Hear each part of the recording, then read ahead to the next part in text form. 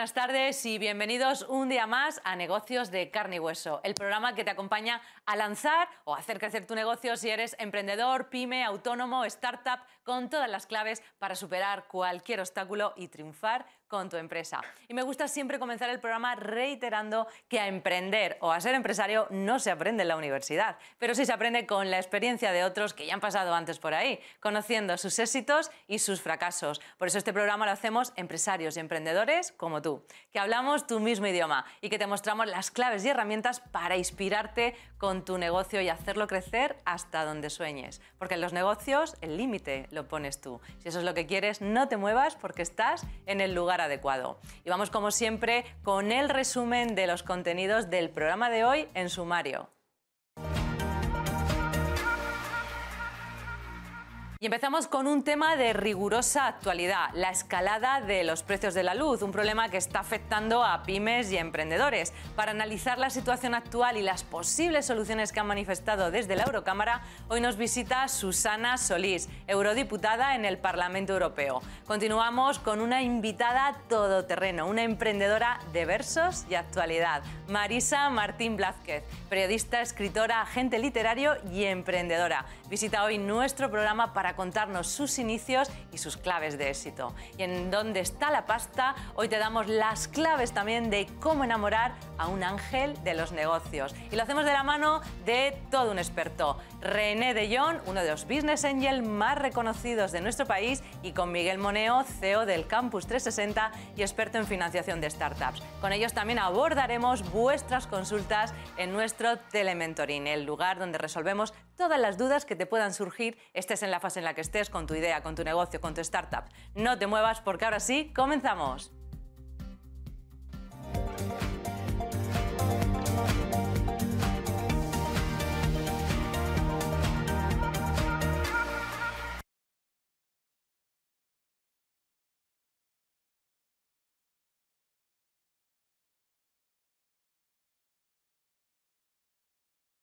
De los precios de la luz. Hemos superado la barrera de los 200 euros por megavatio hora y batimos récords varias veces a la semana. Así es que esta preocupación es totalmente lógica. El problema viene principalmente de dos factores: el encarecimiento de los precios de las emisiones de CO2 y sobre todo el imparable aumento del coste del gas. Y aunque la subida de la luz afecta a todos los países europeos, pues nuestro diferencial lleva años siendo más alto. El Parlamento Europeo ha reclamado por mayoría el pasado miércoles que se coordine una respuesta común del bloque a la escalada de los precios energéticos con medidas claras. Para contarnos todo sobre estas medidas y la propuesta y las soluciones que ha puesto encima de la mesa la Eurocámara, hoy tenemos con nosotros a Susana Solís, eurodiputada del Parlamento Europeo y encargada además de los fondos europeos. Muy buenas tardes y bienvenida de nuevo, Susana. Buenas tardes, encantada de estar aquí de nuevo, Marilo. Pues bueno, cuéntanos, tráenos noticias frescas de Bruselas, que has llegado hace nada, apenas unas horas. ¿Cómo se está viviendo la situación? Bueno, la situación es dramática, yo creo que no solo en España, porque está afectando a las familias, a las pymes, a la industria. Hemos oído que allá la industria ha decidido cerrar y parar la producción por el elevado coste de la energía, y este debate se ha trasladado a Europa, porque, como bien decías, afecta a todos los países. Pero España también arrastra unos problemas estructurales que nos hace pues, que todavía seamos más vulnerables que el resto de los países. Bueno, ¿y por qué somos uno de los países más afectados, Susana? Queremos enterarnos todos. Como tú decías, hay una parte que es coyuntural, ¿no? El precio del gas ha disparado, el precio de los derechos de emisión también, pero en España llevamos mucho tiempo quejándonos, ¿no?, de que tenemos la factura de la luz más cara de Europa. Sí. Nuestra factura está llena de peajes, de impuestos, nadie la entiende porque realmente estamos pagando muchas cosas que no solo es el consumo y la electricidad. Y lo que está pasando es que en España tenemos problemas estructurales. Nuestro mercado pues no es competitivo, está, por ejemplo, muy concentrado en muchas empresas, en grandes empresas, y pocas. Que eso afecta Claro. a la competencia. No tenemos las interconexiones, somos una isla energética dentro de Europa, porque no hemos invertido en interconexiones con el resto de Europa. Y luego, bueno, pues tenemos una gran dependencia del gas, porque se nos ha ocurrido hacerlo todo junto, ¿no? Estamos no invirtiendo en nucleares, con lo cual vamos a tener que cerrar nucleares y, por otra parte, también hemos cerrado nuestras centrales térmicas. Por lo tanto, nuestro mix es muy dependiente, ahora como estamos viendo, del gas. Hablando del gas, ¿no? Todo el mundo se centra en que el gas que procede del norte de África, pero ¿qué impacto tiene para la Comunidad Europea el gas procedente de Rusia? Pues mucho, porque el 50% del gas que consume Europa viene de Rusia, pero para algunos países es hasta el 75%. ¿Y qué es lo que está pasando ahora? Bueno, pues que China está consumiendo muchísimo porque está en plena recuperación. Noruega, que también consumimos gas suyo, está con mantenimiento de las plantas. Y lo que está pasando es que también pues, Rusia y Putin está utilizando el gas de forma política para presionar a Europa. Por lo tanto, nos estamos planteando en Europa que necesitamos nuestra autonomía energética, que no podemos seguir así dependiendo pues, de Putin y de, bueno, pues del resto del mundo. ¿Y cómo se puede atajar esta situación? Eso es lo que pedimos este miércoles en el Parlamento cuando hubo este debate, porque necesitamos una respuesta conjunta, ¿no? Igual que Europa dio esa respuesta conjunta con las vacunas, ¿no? Gracias a que nos hemos unido, estamos casi todos vacunados ya. Pues estamos pensando que sería posible una compra conjunta de gas, por ejemplo, de forma que pues, pudiésemos tener una capacidad de negociación mayor con Rusia o con Noruega, claro, y bajar los precios. Eso sería una de las cosas que se plantea encima de la mesa. Te tengo que decir que lo que ha salido, hoy la Comisión ha dado un pequeño primer paquete, y la verdad es que las respuestas han sido un poco tibias y necesitamos ir mucho más allá. No, la compra del gas se aplaza, se va a estudiar y las medidas que nos dan pues, tampoco son nada nuevo ni innovador, ¿no? Bueno, pues se critica también mucho las medidas parche que está poniendo el Gobierno. ¿Qué se puede hacer en ese sentido? Efectivamente, son medidas temporales que parecen un poco improvisadas. El hecho del recorte a las grandes empresas pues, va a tener un efecto en la seguridad jurídica, en la inversión. Ahora que necesitemos invertir tanto en renovables, pues todo el mundo se lo va a pensar. Y luego las medidas no dejan de ser temporales, ¿no? Claro. Como digo yo, lo de fijar el precio del gas es algo que vamos a pagar luego en el futuro. Todo ese diferencial acabará siendo una deuda que acabemos pagando todos. Por lo tanto, lo que le pedimos es que haga medidas a largo plazo, ¿no? Y que tenga en cuenta pues, que tenemos que invertir mucho más en renovables, pero que ahora mismo, como tú sabes, la energía renovable no se puede almacenar porque no tenemos esas baterías gigantes porque aún son muy caras y, por lo tanto, dependemos mucho de la energía nuclear, de las hidroeléctricas y renovables. Y mira lo que ha hecho Francia. Ayer Francia anunció 30.000 millones de euros, 10.000 millones para invertir en nucleares. Claro, eso te iba a preguntar, que qué están haciendo otros países pues para no llegar a esta situación. Pues Francia, pues bueno, invertir en ese sentido, ¿qué más cosas están haciendo en Europa? Sí, Francia invierte en nucleares, con lo cual su precio de la luz es mucho más estable, claro, porque la nuclear es siempre estable. Alemania, por ejemplo, no se plantea el cierre de las centrales térmicas de carbón hasta el 2038 y sobre todo están invirtiendo mucho en renovables y en hidrógeno verde y en almacenamiento de energía. Entonces necesitamos también invertir en innovación, en hidrógeno, en renovables y no hacerlo todo a la vez, plantearnos que esta transición energética tiene que ser gradual y que tenemos que mirar a medio y a largo plazo. Bueno, y como decías, parece que las medidas se han escuchado de manera tibia, como lo has resumido. ¿Qué propuestas reales se han puesto encima de la mesa? Una ya la has comentado, pues compra conjunta, que es lógica. Cualquier empresario se plantearía reducir sus costes si se une para comprar en conjunto. ¿Qué más propuestas? Bueno, modificar parte de los impuestos, ¿no? Movernos en ese rango impositivo que nos deja Europa, pero ya se ha hecho aquí en España temporalmente. También se propone cheques de ayuda, sobre todo a las familias más vulnerables, pero es que no solo son las familias vulnerables que no pueden pagar el recibo de la luz, es que son las pymes, es que son los pequeños negocios que realmente están pagando, pero es que se están convirtiendo en algo que no pueden pagar ya, ¿no?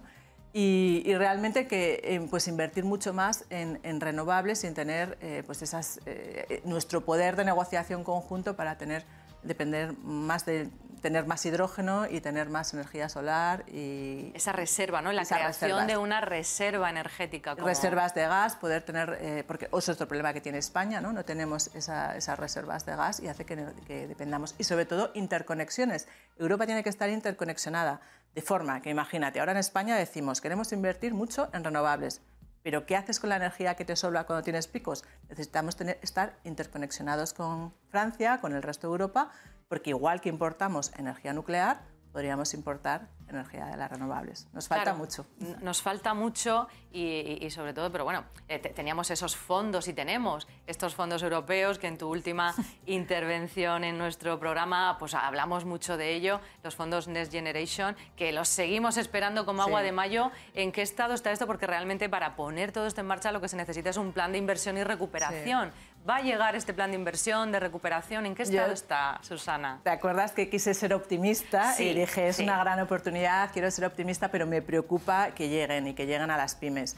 Y nos sigue preocupando y cada vez más, ¿no? Porque la verdad es que se pintan en el presupuesto, se anuncian grandes proyectos, pero de momento a las pymes no les ha llegado nada. Se están empezando a lanzar convocatorias, pero además llegan estas convocatorias que podrían llegar muy bien a las pymes y a las empresas, dan un tiempo de presentación de proyectos cortísimo. Sí, con lo cual, 7 días en agosto, lo recordamos, la última. Bueno, sí, la 7 días, pues siguen así 7 días, 15 días, y claro, esa no es forma de que una empresa se pueda planificar. Por lo tanto, nos preocupa mucho esa capilaridad hacia las pymes y luego que la administración tenga los recursos necesarios para gestionar esta gran cantidad de fondos. De momento se han ejecutado muy pocos. Han llegado esos 10.000 millones, pero se ha ejecutado muy poco y lo que nos lo han dado por la prefinanciación, ¿no? Recordemos, y por las reformas que hemos hecho del pasado. Nos faltan las grandes reformas para que desembolsen el segundo cheque. Nos falta la reforma del mercado laboral y la reforma de las pensiones. Y sin eso no nos llega el cheque de la primavera siguiente. El cheque de la primavera siguiente, pero por lo menos que llegue el cheque que ya ha llegado, que de alguna manera llegue esta ayuda a las pymes. ¿Qué tendríamos que hacer? ¿Qué tendría que pasar para que eso fuera una realidad y realmente las pymes pudiéramos beneficiarnos de esto? Primero, yo creo que tendría que haber una comunicación mayor, ¿no? Porque como tú decías, en 7 días tú no te puedes plantear presentar proyectos, necesitas tener un calendario, cómo se van a ir lanzando las convocatorias y que se pudiesen planificar las pymes y las empresas. Necesitamos una ventanilla única. Ahora hay una ventanilla única donde, bueno, muy engorrosa, donde ves todos los tipos de ayudas a la vez, pero si te quieres presentar a un proyecto, tampoco hay una ventanilla única donde meter toda la información. Y necesitamos mucha más ayuda y asesoramiento para las pymes. Y luego necesitamos proyectos que realmente transformen este país. Yo todavía no he visto proyectos transformadores y me da mucha rabia cuando te digo, pues Francia ha presentado un plan industrial, Alemania va a invertir en su industria automovilística. Entonces me falta realmente un plan transformador para España. Y real, con grandes títulos. Con grandes, claro, que llega a las pymes, ¿no? Nos dice, digitalización de las pymes. Sí, pero ¿cómo vamos a hacer? Que es tan importante, ¿no? Y tú que lo estás viendo aquí todos los días, ¿cómo vamos a hacer que realmente una empresa pequeñita, una pyme pequeñita se digitalice y realmente le lleguen las ayudas? Yo eso no lo tengo todavía tan claro y me parece fundamental. Bueno, el gran reto de España, nación emprendedora, que es una frase maravillosa que nos encanta, pues todavía no sabemos ni cómo se va a quedar, ni en qué va a quedar, ni cómo se va a desarrollar. O sea que desde aquí también seguimos insistiendo que es una gran oportunidad. Fundamental. Y que no la perdamos, como se han perdido tantos fondos por el camino por haberse presentado fuera de plazo o por desconocimiento absoluto, ¿no?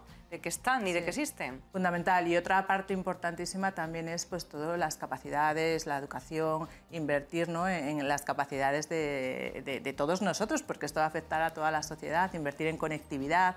Es que tenemos es nuestra oportunidad, a mí me da mucha rabia porque es nuestra oportunidad para aprovechar esto. ¿España sigue siendo, Susana, el peor país para gestionar fondos europeos? Sigue siendo. seguimos a la cola, por eso ahora estamos preocupados porque tenemos muchos fondos. No nos reímos, o sea, me estoy riendo, pero con ganas de llorar. No quiere decir que los perdamos, quiere decir que tardamos más tiempo, ¿no?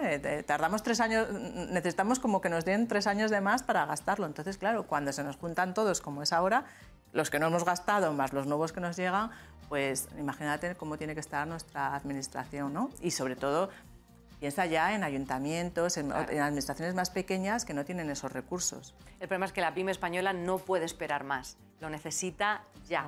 Estamos pues bueno, pues al límite, ¿no? El tejido empresarial está al límite. Sí, de ahí depende nuestra recuperación. O sea, nuestra recuperación depende de que seamos capaces de llegar a las pymes. Y esa es una, además, de las medidas que nos va a preguntar Europa, ¿no? O sea, ahora nos lo está dando por reformas, pero fíjate que nos está dando por reformas que no nos están diciendo cómo se van a medir, sino que luego van a empezar a medir por hitos, cuánto empleo hemos creado, cuántas pymes de más hemos creado. KPIs normales. Los KPIs, y ahí es cuando realmente van a llegar los problemas para gestionar eso, para que nos llegue el dinero. Bueno, vamos a terminar con un mensaje optimista, que sabes que siempre nos encanta.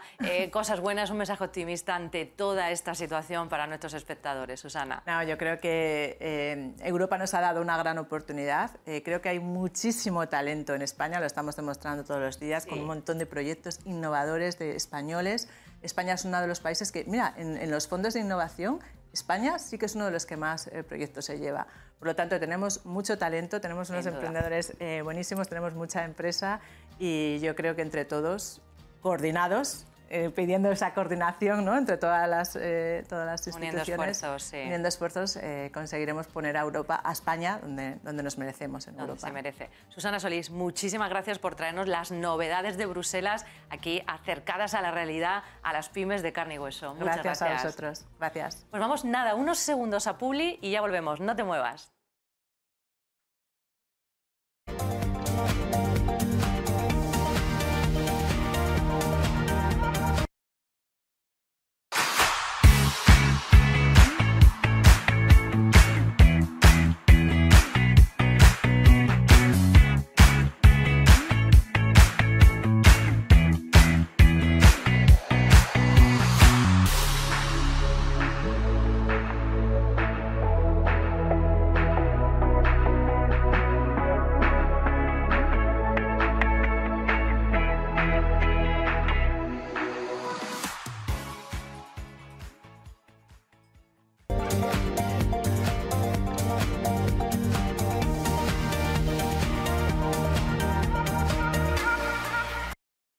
Si me vas a echar, que sea de menos. Con frases como esta, nuestra siguiente invitada une moda y literatura. Marisa Martín Blázquez, periodista todoterreno, escritora, agente literario, madre y emprendedora nata. Es uno de los rostros más queridos y reconocidos en televisión. En el año 91 decidió emprender y creó la agencia de noticias Teleobjetivo junto a su marido Antonio Montero, y en 2019 anunciaba su nuevo proyecto emprendedor, Tela de Versos, una iniciativa que surge de la necesidad de expresar sus reflexiones e inquietudes contando historias reales, a través de versos y mensajes, haciendo del arte de la poesía una forma de vida que plasma en sus camisetas orgánicas. Hoy visita nuestro programa para contarnos su historia, los obstáculos a los que ha tenido que hacer frente y cómo los ha superado. Muy buenas tardes, Marisa, bienvenida. Muy buenas tardes, Mariló. Muchísimas gracias por invitarme. Pues muchísimas gracias por compartir tu experiencia y tu trayectoria con nuestros espectadores aquí en Negocios Televisión. Bueno, cuéntanos,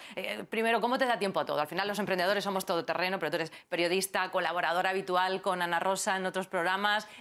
Cuéntanos. Pues porque yo no concibo la vida si no estoy emprendiendo en lo que sea. O sea, yo desde pequeña a mí me ha gustado emprender. Y no quiero decir con emprender en amortizarlo económicamente solo.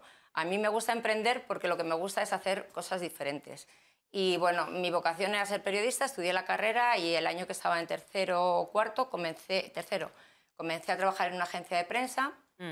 Y cuando terminé la carrera, después de esa experiencia, pensamos que si ya hacíamos casi todo lo que hacíamos, que era buscarnos los reportajes, y pues por qué no terminar de hacer todo y montar nuestra propia agencia. Y ahí dimos un pasito más y entonces montamos lo que es nuestro negocio y ha sido durante todo este tiempo, que es una agencia de prensa que se dedica a proporcionar reportajes, entrevistas a distintos medios de prensa escrita.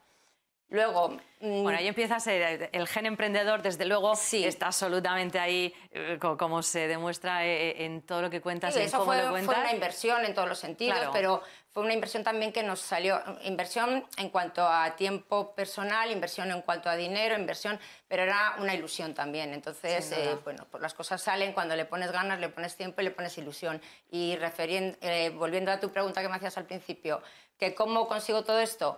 Pues optimizando el tiempo. No hay otra... ¿Y cómo optimiza entonces Marisa Martín el tiempo? Porque eso seguro que les va a venir muy bien a todos nuestros emprendedores. Pues mira, hoy en día yo fíjate que no soy mucho de tecnología, pero sin embargo me aprovecho de ella.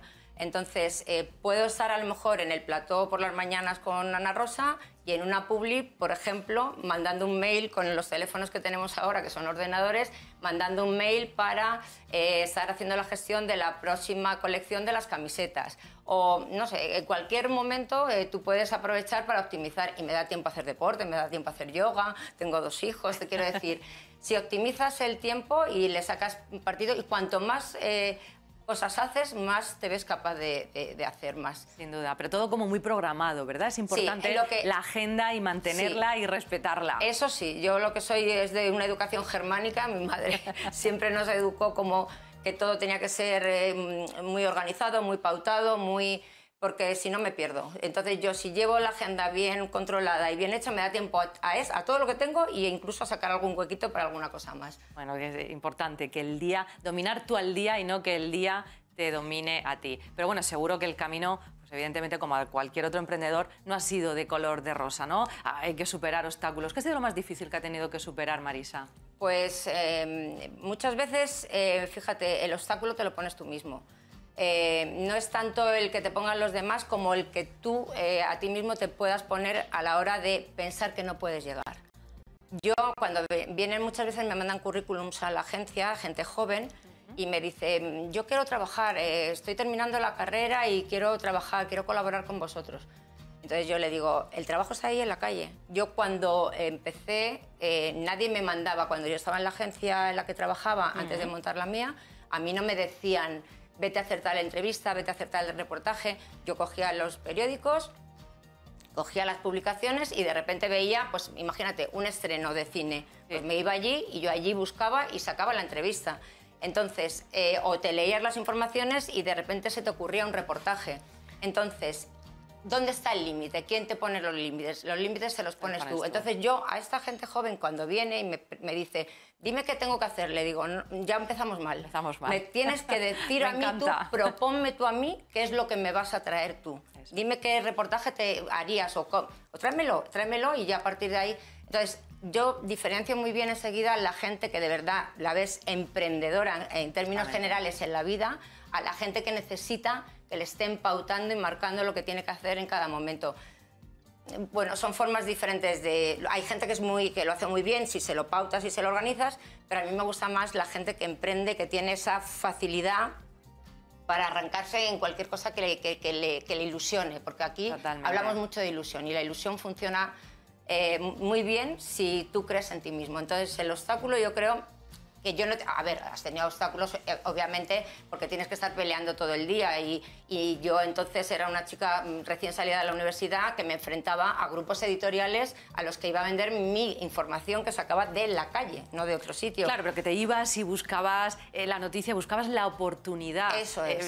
Y luego ese es el gen emprendedor y eso es lo que le pedimos también a nuestros equipos, ¿no? Que tengan esa proactividad y esas ganas de intraemprender dentro del proyecto. Mira, por ejemplo, cuando llevamos el primer reportaje, porque la agencia lo que hacía era gestionar y llevarlo, la que trabajábamos, llevar los sellos y tal. Entonces decíamos, bueno, y cuando lleguemos al director de la publicación, ¿qué le vamos a decir que somos? Y entonces yo dije, pues le vamos a decir, mira, todas estas portadas, ¿qué tal? Que las firmamos nosotros, somos nosotros. Y entonces ahora, en lugar de gestionárnoslo esta gente, lo empezamos a gestionar nosotros. Entonces, al final... Es lo que te digo, los límites que tienes que superar son los que tú te pongas a ti mismo. Y cuantos menos límites te pongas, más lejos vas a llegar. Sin duda, pues nos encanta este súper tip que acabas de dar a nuestros espectadores. Muchísimas gracias por ello. Hace 2 años se te ocurre una idea súper chula que se convierte en tela de versos. Cuéntanos cómo surge y qué es ahora. A ver, yo creo que estudié periodismo porque a mí lo que realmente me gustaba era escribir. Vosotros me conocéis más por la televisión, que es donde está mi imagen, pero yo en realidad provengo de prensa escrita y lo que me gusta es escribir. Y como también me gustaba la investigación, pues al final me decidí, si hubiera sido buena en matemáticas y en física, hubiera hecho arquitectura, pero no era el caso. Y entonces a mí siempre me ha gustado muchísimo la literatura, me gusta mucho leer. Y todo lo de Tela de Versos comienza un poco antes porque comienza por mi afición a la literatura y mi afición por... empiezo a seguir en redes a gente que está comenzando a lo que es en este momento ya un nuevo género literario y una nueva generación de poetas. Y a raíz de ahí empecé a seguirlos, a ir a recitales que hacían, y me fijé en algunos que eran los que especialmente me gustaban, y a partir de ahí, digamos que decido hacerme agente literaria sin tener ninguna idea, porque yo realmente no tenía ni idea de qué iba esto, pero las cosas te salen cuando tienes ganas, insisto. Y entonces decidí que a esa gente que yo veía que tenía muchas posibilidades, que era gente joven, que probablemente si le contactaba directamente una editorial, pues no iba a ser lo mismo que si les llevaba yo, por decirlo de una manera así a grosso modo, en el sentido de que yo quería que esos talentos que estaban por ahí dispersos en las redes y que a lo mejor no iban a llegar a ningún sitio, llegaran al lugar que se merecían. Y entonces la aventura comienza con lo de agente literario, pues con este grupo de poetas que les empiezo a mover porque veo que efectivamente tienen muchas posibilidades. Uno de ellos, ahora mismo, a fecha de hoy, es el referente en poesía, en la nueva poesía, y es un escritor que escribe fantástico, que vende muchísimos libros de poesía, también ha escrito novela. Y le impulsaste y le mentorizaste. Sí, bueno, pues sí, y se llama Miguel Gane, y bueno, ahí lo tienen los espectadores para si quieren hacer un recorrido por su obra, porque realmente es fantástico. Es un chico que aparte de eso tiene sus 2 carreras y terminó, y él me dijo, es que mi padre quiere que sea abogado, y le dije, tu padre quiere que sea abogado y vas a ser abogado y vas a ser escritor y lo que te propongas porque tienes capacidad. Y ahí comienza lo que empiezo a ver, ya me empiezo a relacionar con el mundo editorial de libros y con autores, y entonces como a mí me gustaba mucho escribir, empiezo a darle vueltas que una manera de que la gente conozca, pues por ejemplo, de poesías mías, pues versos, se me ocurre hacer tela de versos. ¿Qué es tela de versos? Tela de versos son en algodón orgánico, prendas de algodón orgánico, en las que se plasman pues, versos, aforismos míos. Tenemos también, aparte de las camisetas, sí, aparte de las camisetas, vestidos, sudaderas. Y entonces son pues eso, o versos, o aforismos, frases, leyendas. Y es una manera de comunicarte, una manera de aunar la moda, que es una cosa que me gusta mucho, hice durante un tiempo también periodismo de moda, aunar la moda con la literatura como una forma de comunicarte, como una forma de expresarte, como una declaración de intenciones. Y mira, me podía haber traído una de las camisetas hoy. Era el momento, estamos viendo algunas imágenes de ellas, pero sí, eso es estupendo, hacer aquí el programa con tus camisetas estupendas. Y esa idea, te digo, comenzó y la verdad que, bueno, gustó mucho y es una manera, como te digo, de aunar 2 conceptos que a mí me gustan, y lo mismo, bueno, pues es una idea que de repente surge. Contacto con un grupo de gente que se dedicaba ya, tenía su marca y que se dedicaban a hacer las impresiones y que tenían las camisetas de algodón orgánico, y comenzamos esta nueva aventura, porque lo que te digo, y ya estoy dándole vueltas a otra cosa que quiero hacer, se trata siempre... Sí, porque es lo que te digo, se trata de tener ilusión en proyectos y de que la gente... Yo cuando hay la gente joven ahora mismo está en una situación muy delicada, gente muy formada, con unas carreras, con bilingües e incluso trilingües, y que están mucho tiempo que dicen no sé qué hacer, no encuentro trabajo. Emprende. Claro, y yo les animo a todos a que se busquen el trabajo, porque el trabajo está ahí, las oportunidades están en la calle. Hay que darle una vuelta, y con la formación que tengan ahora mismo, que están formados muchos de ellos de una manera brutal, pues que valoren cuáles son sus capacidades y qué es lo que les ilusiona.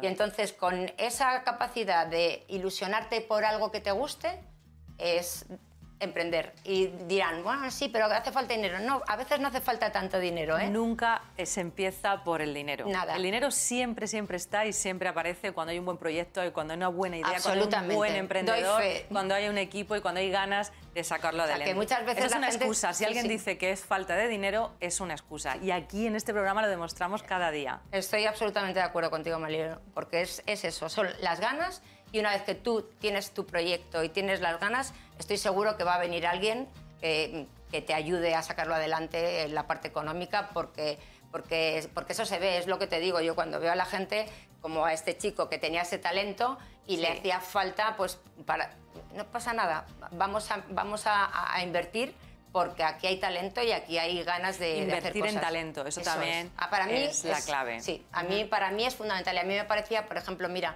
para lo del autor para Miguel Gane, también había una ilustradora que encontré también en redes sociales, maravillosa, una chica súper joven, pues que hizo las primeras ilustraciones de portada del primer poemario de Miguel, y a partir de ahí pues es tan buena que, bueno, ya nos ha hecho las ilustraciones de más libros, pero ya la reclaman por todos los lados. Claro. El problema nunca es... la falta de talento es el problema. Cuando hay talento, nunca hay límite. Bueno, cuéntanos, ¿tienes una exclusiva? ¿Qué otros proyectos vas a poner en marcha ahora? Pues es que estoy detrás de hacer algo, fíjate, me gusta mucho, mi hijo mayor es arquitecto y a mí me gusta muchísimo también el tema de la decoración. Él, lo que hablamos, las circunstancias de la gente joven, está trabajando en El Salvador y se ha ido allí porque, bueno, ahí ha encontrado trabajo en una empresa española que trabaja en Centroamérica, pero su idea final es montar un estudio. Y como a mí me gusta mucho la decoración, pues estamos haciendo ya cosas juntos de ideas para decoración de interior, para proyectos de interior, y ya estamos trabajando entre los dos para hacer cositas. Para crear un nuevo proyecto, una nueva idea. Ya te veo súper activa, no paras. Pues esa es la actitud y eso es lo que queremos transmitir a nuestros espectadores. Muchas gracias por compartirlo con nosotros. El programa, la verdad, es fantástico porque dais los tips y animáis a la gente para que se vea que lo de emprender no es tan difícil. Fuera miedos. Negocios de carne y hueso. Sin duda. Pues gracias por inspirarnos con tu historia y a demostrar una vez más que no hay límites. Muchas gracias, Marisa. Gracias, Marilo. Unos segundos nada, Publi, y ya volvemos. No te muevas. ¡Vamos! Muy bien. René.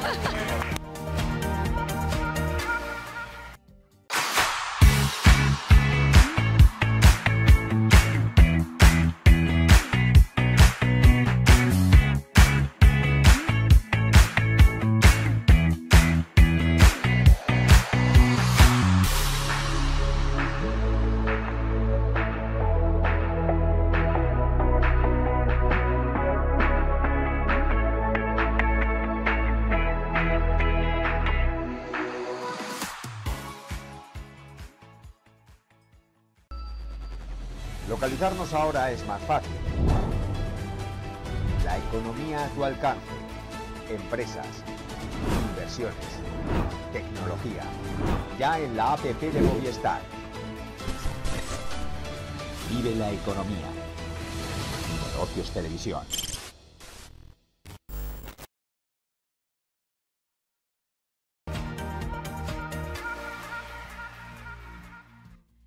Pues vamos ya a saber dónde está la pasta. Y es que me gusta empezar este espacio recordándote que siempre hay dinero para un buen proyecto y un buen emprendedor. Y aquí te lo demostramos cada día. No es una novedad que la mayoría de las pymes españolas y proyectos emprendedores sufren por falta de financiación. La financiación a través de Business Angel es una alternativa increíble, pero no vale para todos los proyectos ni para todos los emprendedores. Y además hay que saber cómo conquistar a esos ángeles. Y es que según datos de Startup Professional Missing, solo el 8,5% de las empresas que presentan su candidatura ante un Business Angel consiguen obtener finalmente la financiación que necesitan. ¿Cómo se consigue entonces conquistar y convencer a estos ángeles de los negocios? Vamos a descubrir las claves con nuestros siguientes expertos. René de Jong, un reconocido Business Angel en España, con 14 participadas ya, presidente de Entrepreneurs Organization Madrid, autor del libro Sácale partido a Internet, y con Miguel Moneo, CEO del Campus 360, la mayor plataforma de emprendimiento y negocios en español, inversor también y experto en financiación de startup. Muy buenas tardes, René. Muy buenas tardes. Miguel. Buenas tardes, Mariló. Encantada de teneros aquí. Bueno, René, como es tu primera vez, te estrenas con nosotros, cuéntanos cómo es tu historia de Business Angel para que te conozcan nuestros espectadores. Vale. Pues yo soy holandés y mi primera empresa era de cursos de español para extranjeros y al final tenía 7 academias en España y otra en México, 13.000 estudiantes al año, 250 empleados y lo vendí en 2005. Y es cuando empecé a invertir en startups. Pero tenía miedo de abrirme y en 2004 monté otra empresa de marketing online, Internet Advantage. Eso lo llevé a 50 empleados entre Holanda y España y lo vendí en 2015. Y desde entonces solo me dedico profesionalmente a invertir en startups y he hecho 14 más en lo que vamos de año, entonces ya tengo un total de 28 en mi portfolio. Wow, o sea que, vamos, mis datos estaban desactualizados, ya son 28 participadas las que tiene, hay mucha cosa. Las que tiene René, pero vamos, en tiempo récord, porque yo te voy a hacer nada y tenías 14 y ya 28. O sea, eso significa que el mercado está dando buenas oportunidades y que tú las estás ahí captando. Sí. Sí. Bueno, pues vamos a abordarlas ahora porque vamos a saludar también a Miguel, que es nuestro experto en startups habitual. Bueno, Miguel, tú sí que sabes que tiene que tener una startup para invertir por un Business Angel, ¿verdad? Pues sí, yo creo que todos lo sabemos los que nos dedicamos un poco a esto, ¿no? Y hay 2 o 3 cositas que son absolutamente imprescindibles. La gente siempre piensa que lo más importante es la idea. La idea es una parte importante. Pero lo que realmente es importante es el emprendedor y su equipo, ¿no?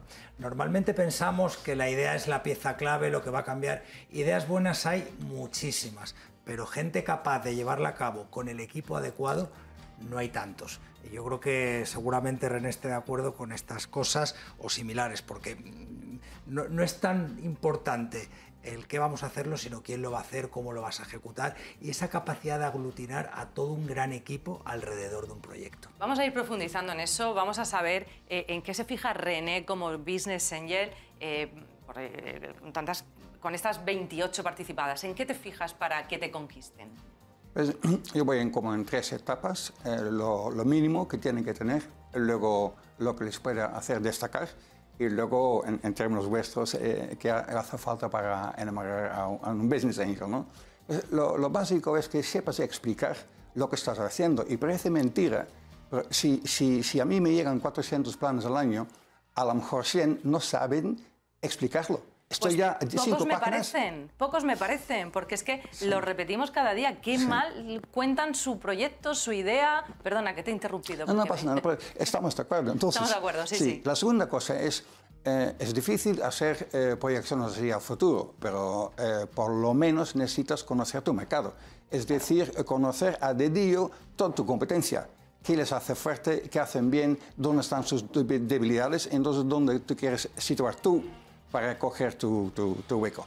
Y ya como último, dentro de lo que es la base, es tener un presupuesto a 3 años y no ponerte una nómina mayor de 3.000 al mes, por ejemplo. Clave, o sea, que esto no lo dice nunca ningún Business Angel, es decir, es que cuando nos llegan como inversores, pues salarios del emprendedor que son, bueno, pues demasiado altos, vamos a decir así, pero ¿cuál es ese límite que para el Business Angel rechina, ¿no? 3.000 euros sería como el límite, ¿no?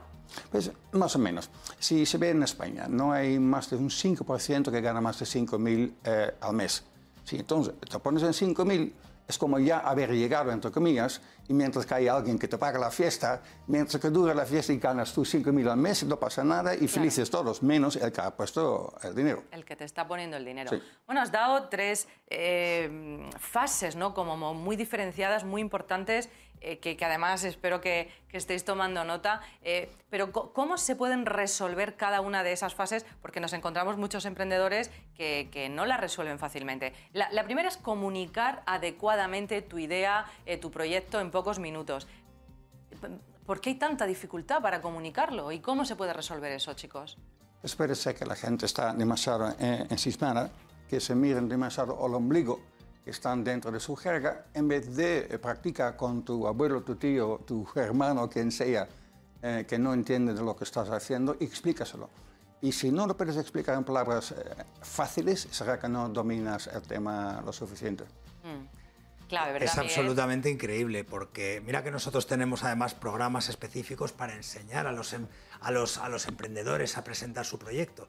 Pero muchas veces también el emprendedor piensa que como él ha creado el proyecto, que él es el que sabe, él es el que entiende, está como vendiendo, cuando vendes un coche no estás contando los cilindros que tiene, los caballos, lo que sea, no, cuenta las ventajas que tiene para los demás. Estás muy metido, como decía René, y el emprendedor no piensa que lo esté haciendo mal, simplemente dice, ¿cómo voy a hacer yo una formación para que me enseñen a contar mi proyecto? Pues mira lo que opina René de Jong, que precisamente es una de las cosas que más importante le da. La primera de ellas, además, como bien has dicho, ¿no? Se mira en el ombligo, es decir, es que no puedes enamorarte de tu idea y pensar solo en tu producto, ¿no? Tienes que pensar en cómo lo estás transmitiendo y cómo lo recibe, pues me da igual que sea un inversor, un cliente, un mercado, un proveedor, ¿no? Saber vender. Saber Y vender, buscar dinero también tiene su componente, porque no de vender, porque estás literalmente vendiendo acciones y tienes que presentar por qué el otro tiene que comprar, ¿no? Claro, es una venta. Salir a sacar dinero es la principal venta, ¿no? Y sobre todo, la clave, la solución es lo que acaba de decir René también. Practica y practica. O sea, practica 5 veces y si no 50 y si no 500. Ponte delante del espejo hasta que el discurso lo entienda todo el mundo, lo tengas integrado y te salga por todos los genes, por todos los poros. Y yo te voy a añadir otra cosa, Mariló, lo que ha dicho René, es que tienes que enamorar, ¿no? Tienes que pedir dinero y tienes que enamorar y tienes que saber cómo hacerlo, porque hay muchos emprendedores que no saben cómo hacerlo. No sé si ir a un fondo de venture, no sé si ir a un business angel, no sé si pedir una financiación pública. Nosotros nos encontramos con que le tienes que hacer la hoja de ruta de financiación al emprendedor muchas veces que desconoce las fuentes de financiación y las fases en las que está y a quién tiene que acudir. Entonces acude a la gente que no tiene, acude mal, lo cuenta de manera que no le interesa. Todos sabemos que a los business angels le importan unas cosas, a los fondos de venture otras, cuando vas a pedir financiaciones públicas interesan otras cosas, como cuando vas a hablar al banco, tienes que contar otras cosas. Pero la gente tampoco piensa que está también capacitada para hacerlo sin ayuda. Que vale el mismo discurso para el banco que para el business angel que para el fondo cualquiera, ¿no? Desde luego, otro de los grandes errores. ¿Qué proyectos en este momento son los que más interesan a René? ¿Qué tipo de proyectos? Algo disruptivo. ¿Disruptivo? Algo que cambia las normas del juego y que tú eres el primero que puede jugar con las normas nuevas, que te da una ventaja competitiva. Y que sea escalable, que se puede ir internacional. Los proyectos que pueden tener en su accionariado o en su consejo personas relevantes, o bien podrían ser mentores, personas relevantes para el negocio, porque aparte del dinero siempre también hay los conocimientos y los conocidos. Y entonces la diferencia de lo que es un business angel a Friends, Families and Fools, los primeros que ponen dinero, es la red de contactos que puede poner a disposición, que es muy importante. Vamos a recordar, si os parece, a los espectadores en qué fase habitualmente, al menos en España, entra un business angel en un proyecto de financiación. Normalmente primero, siempre lo comentamos, entran las 3 Fs, Family, Friends and Fool, y luego lo normal es que se acuda a un business angel. ¿En qué fase real y qué tipo de ticket suelen entrar los business angel? Pues yo puedo hablar por mí. Sí. Yo entro en lo que se llama pre-seed y seed, es decir, que todavía no hay ni ventas, sino solo una idea. Inicial, simiente. Sí, es eso.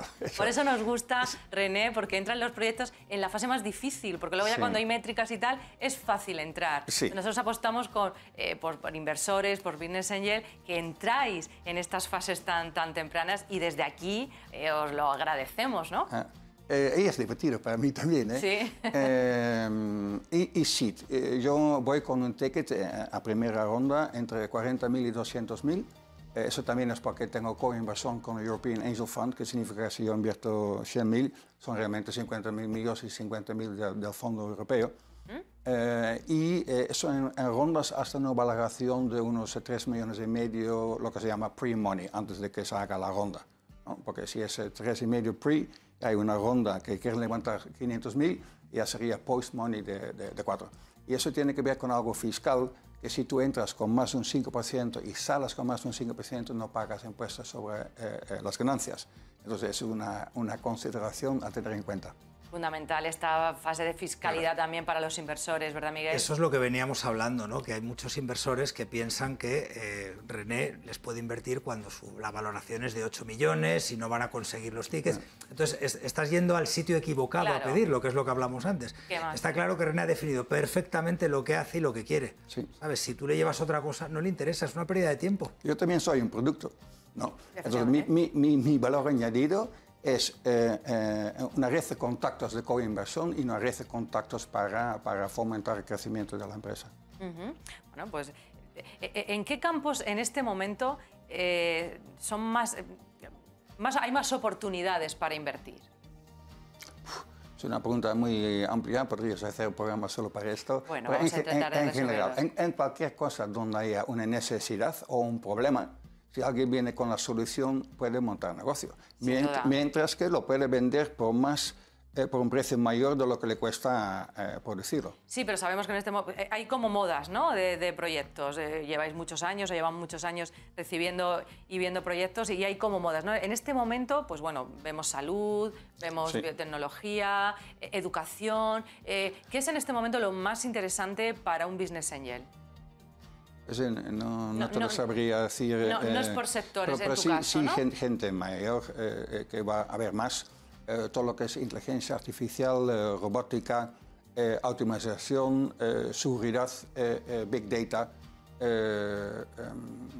para mencionar unos, ¿no? Pero veo que el sector no es lo que más prima en este caso, sino pues lo que habéis comentado, ¿no? La persona, el equipo que es capaz también de generar y bueno, y llevar, conseguir esos objetivos, querías decir, sí, Miguel, ¿no? yo iba a decir que muchas veces pensamos que, lo que he dicho antes, ¿no? De la idea, ¿no? Es simplemente una mera adaptación o una forma de venta de algo que ya existe. Simplemente cambio el canal o lo vendo de otra manera o le doy un valor añadido de algo que ya existe. Es un negocio en sí mismo y es un negocio escalable, internacionalizable e invertible. Y realmente la idea estaba ahí, no había que darle muchas vueltas. Entonces, por eso es muy importante la ejecución con el proyecto, ¿no? Quién es la persona que está a cargo y quién es el equipo gestor que va a ayudar a llevar eso a cabo. Sin duda. Voy con Miguel, porque muchas veces lo que se ve es o bien demasiado marketing y nada de producto, o bien demasiado techis y no hay nadie que va a venderlo, ¿no? Busca tu complemento, sí. Identifica tus fortalezas, tus debilidades y busca un equipo, busca las personas que complementen ese equipo en lo que a ti te falta. Eso es lo que gusta a los business angels, a los inversores, a los fondos y a cualquier financiador serio. Así es. Bueno, si os parece, ya que os tengo, qué mejor que con dos pedazos de mentores que vosotros contestemos juntos nuestras preguntas del telementoring.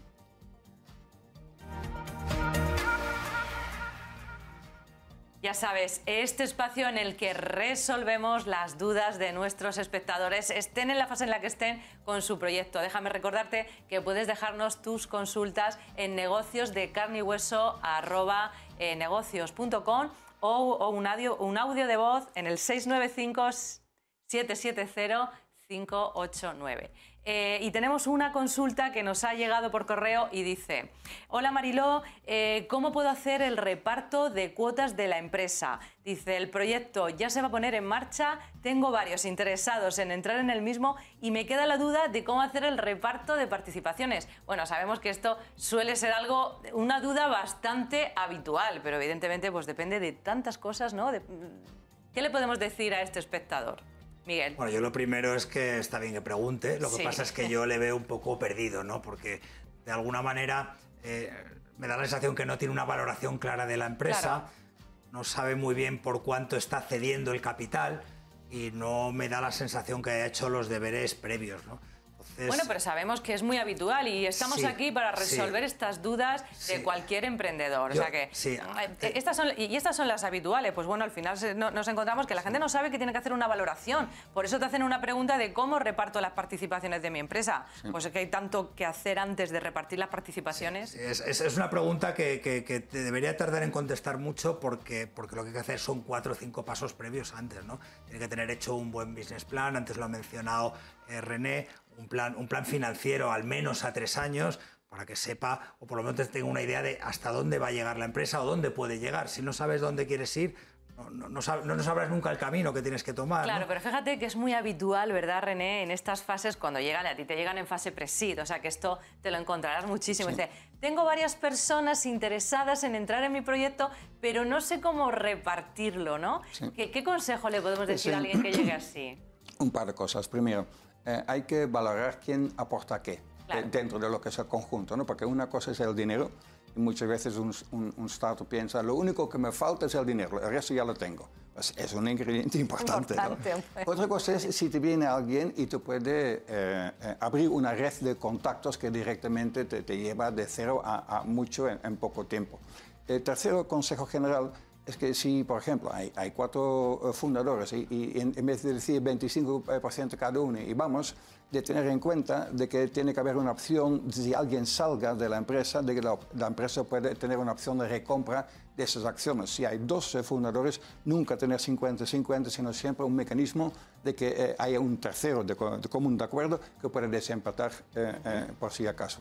Bueno, pues ya hemos dado unas cuantas claves para ello. Tenemos otra consulta que dice, fijaros que van más o menos, por lo que veo, por el mismo estilo. Dice, ¿cómo me puedo asegurar de tener siempre el control de mi empresa y que mis socios no me puedan echar?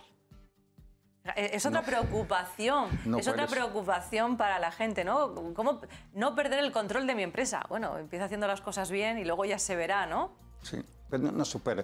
En sus inicios sí, porque hay 2 cosas a tener en cuenta. Una cosa es el 51%, como sabes, para decisiones normales, y luego suele haber una mayoría calificada de un 70%, por ejemplo, de que un emprendedor no puede tomar la decisión sobre su propia nómina, como un ejemplo, ¿no? Claro, o sobre el pago de dividendos.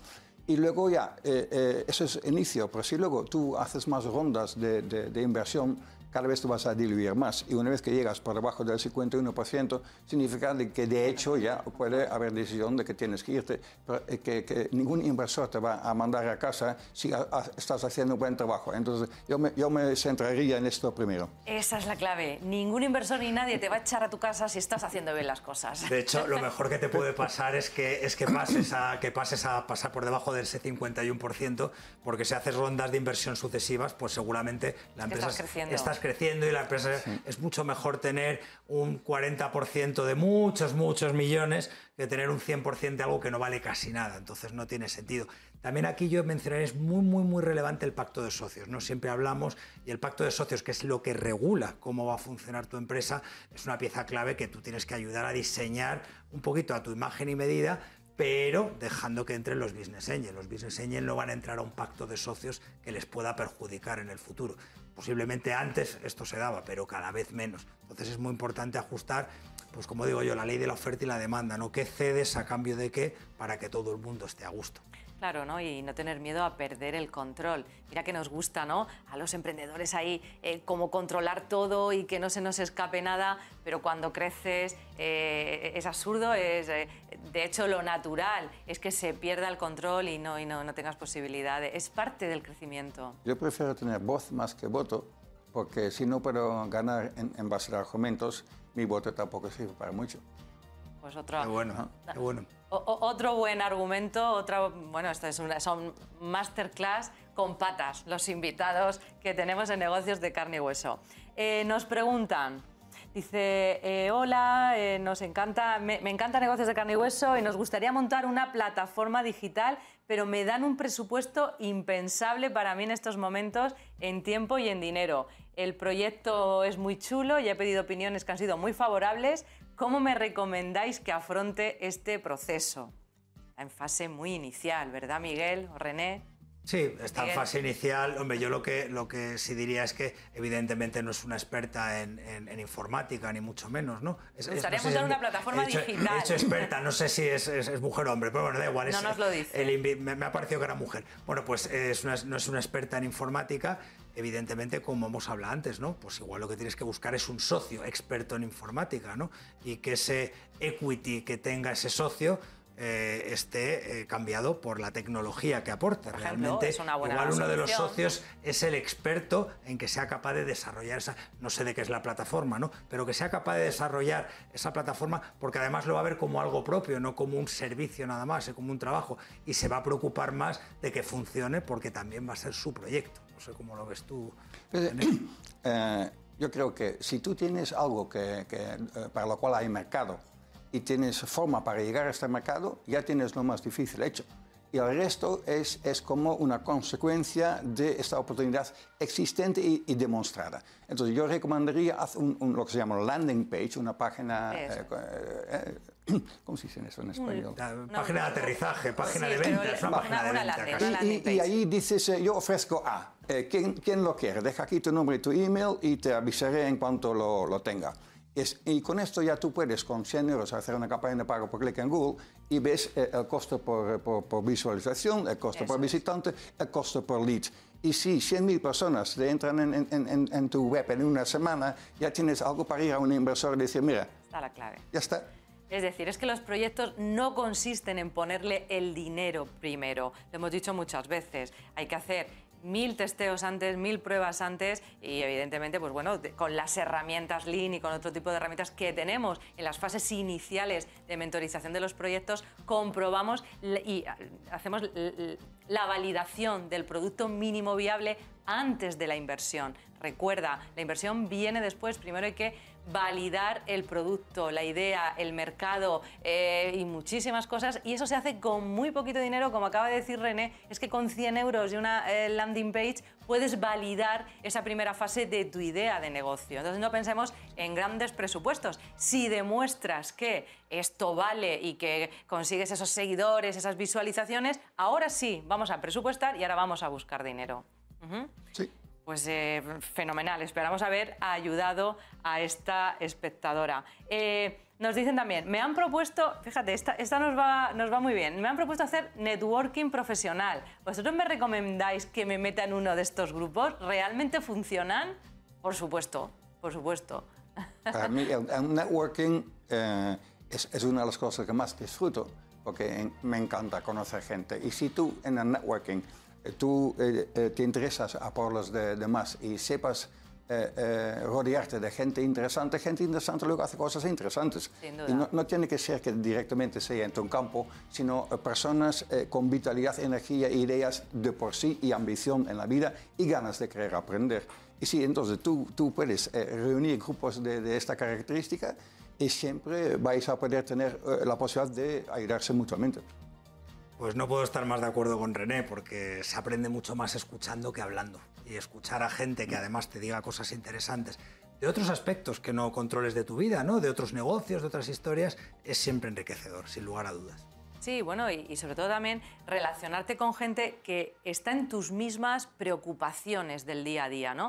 En lanzar un negocio, en hacerlo crecer, va a tener los mismos problemas que tú, va a hablar tu mismo idioma, como decimos en este programa, va a tener, pues bueno, pues empleados, personal, producto mínimo viable, financiación. Entonces, al final, cuando ves que tu problema, pues bueno, no es solo tuyo y que lo tiene todo el mundo, todos hemos pasado por ahí alguna vez, pues bueno, se minimiza, se aprende de la experiencia que te aportan, con lo cual es muy, muy enriquecedor. Sí, no estás solo.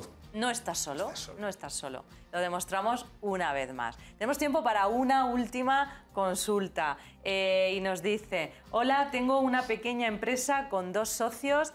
Cada uno de nosotros tiene un 33% de participaciones. Ellos ya hace muchos años que se han desentendido, ya no trabajan en la empresa ni aportan nada. Yo soy el único que trabaja y que ha sacado durante más de 20 años el negocio. Si ahora vendo el negocio, ¿tengo que darles a ellos una parte igual que la mía? Muchísimas gracias por vuestra ayuda. Bueno, Me encanta esta pregunta. Qué buena pregunta, ¿verdad? Y hay una solución de caballeros, como se dice, ¿no? ¿De caballeros? Sí, de que es decir, tú puedes decir a los socios, mira, yo por X precio por la empresa en su totalidad, yo os compro 2/3. O bien, por el mismo precio, me compráis mi tercio. Porque la realidad de hoy es que ellos tienen 2/3 y si vendes vas a tener que darles su parte legítima.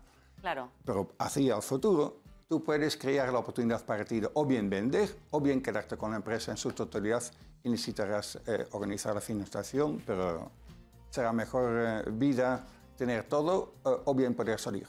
Bueno, pues es una muy es buena una muy solución. buena idea. Yo vuelvo a decir lo mismo. Desgraciadamente esta persona se encuentra así porque hace 20 años no pensaba o nadie le dijo que un pacto de socios era algo importante. Por eso está bien que lo digamos en estas cámaras. Cierto. Y que no le pase a nadie 20 años después de estar trabajando mucho. Eso es lo que a mí me importa ahora mismo.